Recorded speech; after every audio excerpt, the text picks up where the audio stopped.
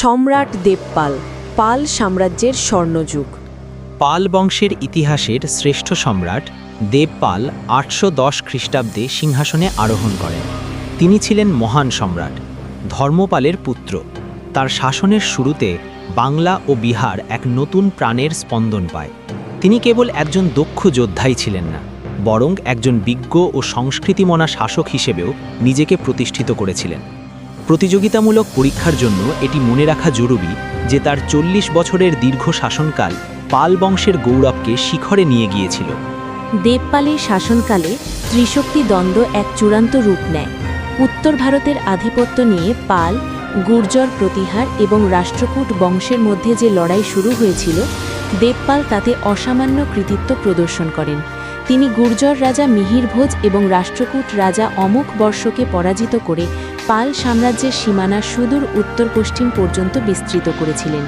তার সামরিক বিজয় পালদের এক অপ্রতিদ্বন্দ্বী শক্তিতে পরিণত করে।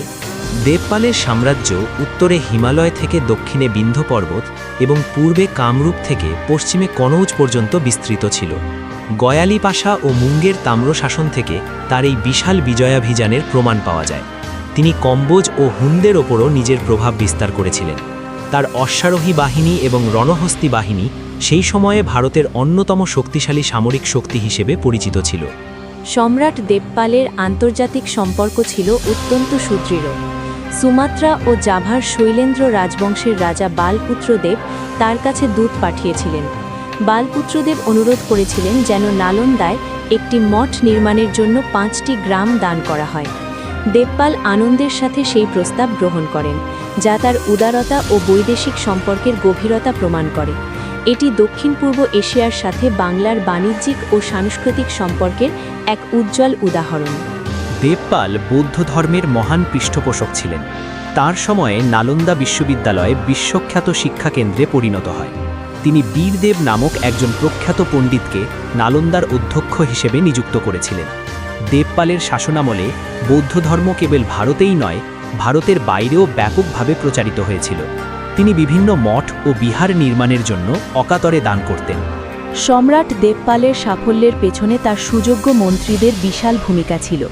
তার প্রধানমন্ত্রী দর্ভপাণি ছিলেন একজন অত্যন্ত ধূর্ত ও বিজ্ঞ কূটনীতিবিদ। কথিত আছে, দর্ভপাণির কূটনৈতিক বুদ্ধির কারণেই দেবপাল বিনা যুদ্ধে অনেক রাজ্য জয় করতে সক্ষম হয়েছিলেন। দর্ভপাণির পরামর্শে রাজ্যের শাসন ব্যবস্থায় শৃঙ্খলা ও শান্তি বজায় ছিল। দর্ভপাণির পর তার পৌত্র কেদার মিশ্র দেবপালের প্রধানমন্ত্রী হন। কেদার মিশ্রের সময়েও পাল সাম্রাজ্যের প্রভাব অক্ষুণ্ণ থাকে। বাদাল স্তম্ভলিপি, বাদাল পিলাল ইনস্ক্রিপশন থেকে জানা যায় যে এই মন্ত্রীদের সুযোগ্য পরামর্শেই দেবপাল উত্তর ভারতের সকল প্রধান শক্তিকে পদানত করতে পেরেছিলেন। পাল যুগের শাসন ব্যবস্থায় মেধার মূল্যায়ন ও বংশপরম্পরায় যোগ্য ব্যক্তিদের গুরুত্ব ছিল অপরিসীম।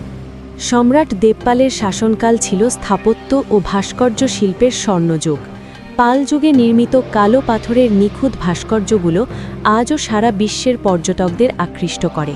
তার পৃষ্ঠপোষকতায় ধীমান ও বিতপাল নামক 2 বিখ্যাত শিল্পী নতুন এক শিল্পরীতির জন্ম দিয়েছিলেন।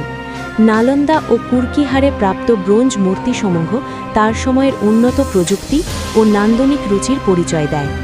দেবপালের শাসনকাল ৮৫০ খ্রিস্টাব্দে সমাপ্ত হলেও তার কৃতিত্ব বাংলার ইতিহাসে চিরস্থায়ী হয়ে আছে।